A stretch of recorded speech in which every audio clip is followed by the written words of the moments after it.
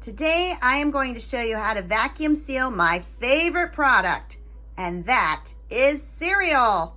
Good morning, everybody. My name is Deb from Just Do Something Homestead, and I love to vacuum seal my dry goods so that it extends the shelf life.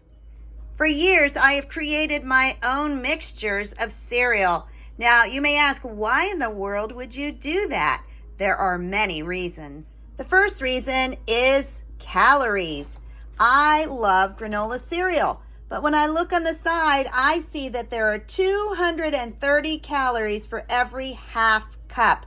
That is simply way too many calories for me because I don't eat a half cup. I might eat a cup and a half. And look how many calories it is shot up to. To offset the number of calories, I can stir in Rice Krispies or plain Cheerios, and both of those have a far lower calorie content. In fact, looking at this box here of Honey Nut Cheerios, if you look at it, there's 140 calories per serving, and a serving size is 1 cup. Reason 2. Perhaps you want to add something like fiber to your breakfast, but sitting down and having an entire bowl of whole wheat biscuits could be a little tough. So by stirring that in, you're able to enjoy your cereal with some of the healthier benefits in it. That is particularly helpful if you have children. They're going to want to eat an entire bowl of some sugarly sweet cereal, such as this one.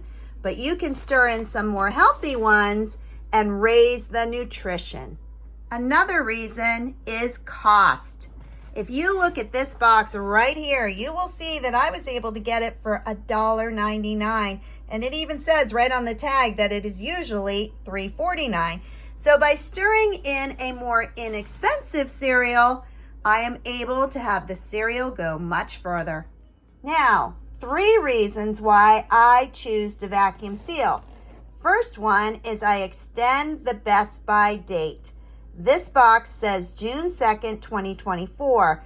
I can easily add 1 year to that date, and we can eat it up until 2025 if it is vacuum sealed.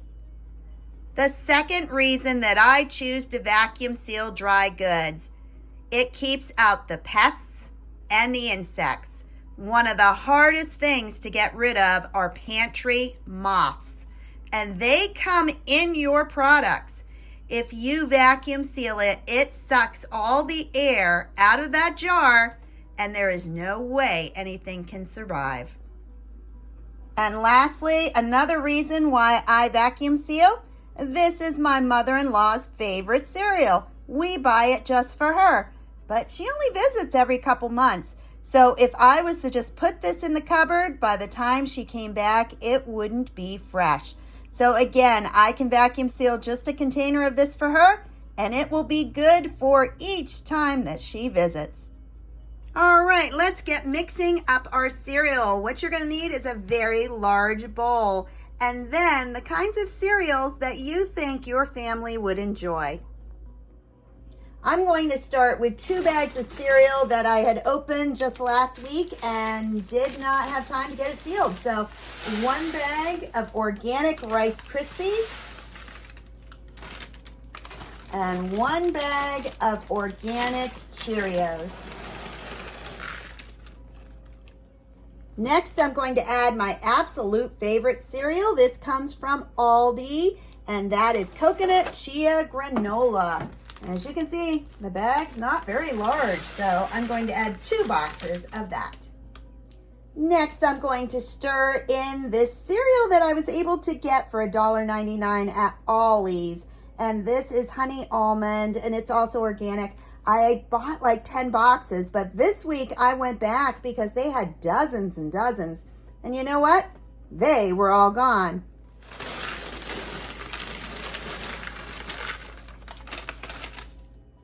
At this point, I am simply going to stir it all in and make sure it's mixed up very well. I'm going to add some of these whole wheat biscuits because honestly, I had bought them and nobody was real interested in them. So I'm going to stir in just a few and divvy them out between all the different varieties. This is what my mixture is looking like, and honestly, I'm thinking this looks pretty good. I had tried that organic farmland mix and really enjoyed it. It's a combination of almonds and flakes and just really good stuff. So I am now going to vacuum seal it. For me, vacuum sealing is the easiest and fastest way to preserve foods. I use it exclusively for my dried goods. These are items that I am going to put on a shelf. These are not items that are canned or need to be stored in a freezer, but these are simply things that are shelf stable. To vacuum seal, you're going to need a vacuum sealer, and the one that I am using is a Food Saver. It is one of the more expensive ones because it had to have the attachments that look like this. That is how I am able to vacuum seal all the air out of my jars. You're also going to need Food Saver jar sealers. This is a separate purchase. I was able to get them on Amazon. This is the wide mouth, which is what I'm using today. There is also regular mouth. These are not to can, and I have a lot of people that think they can put raw chicken in a jar, seal it with this, and then go put it on a shelf. I beg you not to do that. This is strictly for dried goods that normally would be on your shelf. Other than your Food Saver and your jar sealers, you're going to need canning jars. These are half-gallon jars, and I got them at Walmart for about $13 a case. Now, a case of half-gallon only has 6 jars in it.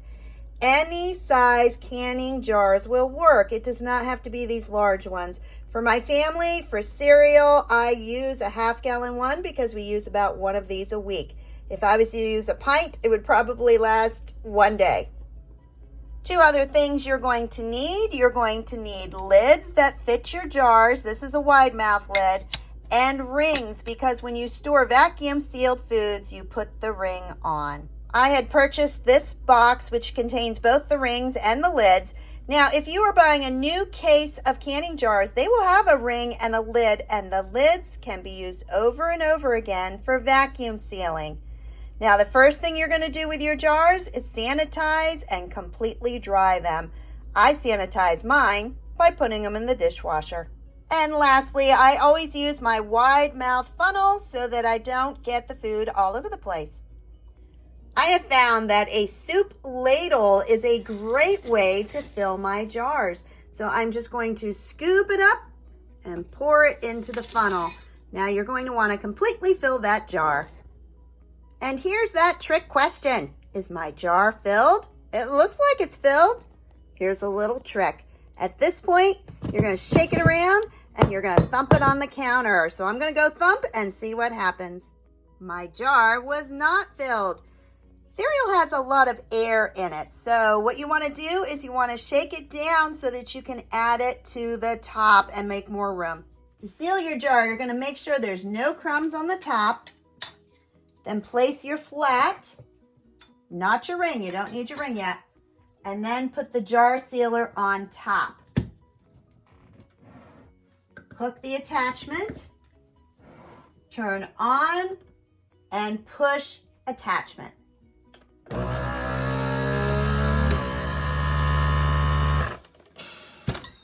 right, and it can take up to 30 seconds. The Food Saver will shut off all on its own. Remove that. You might have heard the air. Pull off the top and check the seal. Now you want to pull really hard on that lid and make sure it does not move and the center is down in there. Then you know this is completely sealed. At that point, you put a ring on it and you can write the date of what you put in there.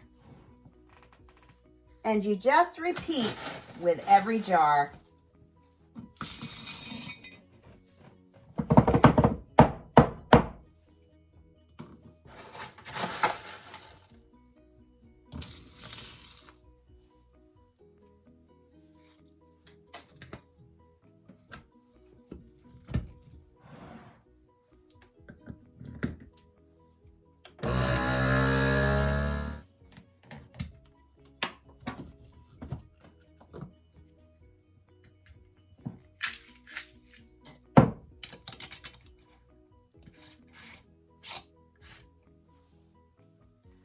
going to keep mixing up cereal, filling up jars, and we'll see how many of these I can get done today with the cereal I have ready. And there you have it. I have been able to vacuum seal 5 jars of cereal. That will last for 5 weeks. I made my mixture of various kinds of cereals, and then I also vacuum sealed the kind of cereal that Jim's mom eats when she visits. Now, when you have someone visiting like his mom, if she's not going to finish that jar, after she leaves, I will re-vacuum seal it and it'll last even longer. If you enjoyed this video, please like, subscribe, and share. And remember, you can't do everything in one day, but you can just do something. Have a great day. Bye-bye.